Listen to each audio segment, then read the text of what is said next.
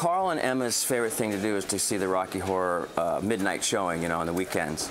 And Will gets jealous because he thinks, like, first of all, how can Carl get Emma into like a dirty theater where they're throwing toast and, you know, squirting stuff, and like it's so anti-Emma, you know.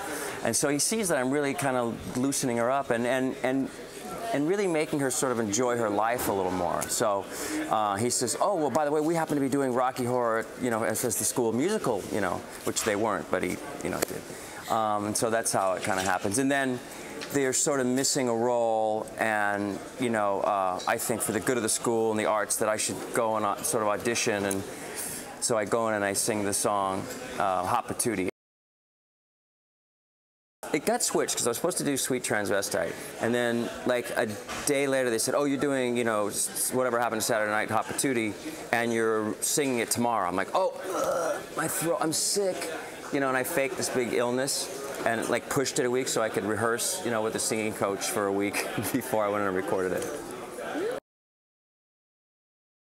Yeah, recording was fantastic. You know, I hadn't been in the studio in a while, and you know, it gets done pretty fast. It was good. The song was a little high for me, so it was kind of like,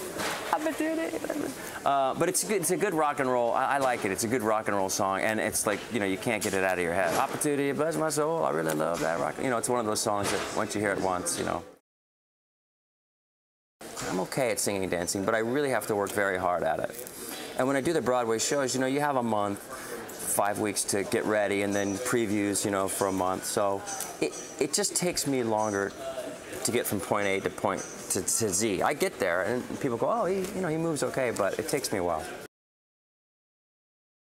When I did the recording session for it, Adam Shankman came in. I was excited to see him because, you know, his energy is infectious, and he really gave me sort of that 50s kind of on the radio, you know, like he really kind of said, let's find that guy. It's more like a sort of like a Danny Zuko kind of thing that I was trying to grab in this, and less, you know, like Elvis or Meatloaf. Meat's, you know, he recorded it, and his voice is so high on this particular song. I was like, that's a little high for me, but. I heard everybody was excited to see Meatloaf. I didn't talk to him much, but you have to call him Meat, you know, not Mr. Loaf, or he likes to be called Meat.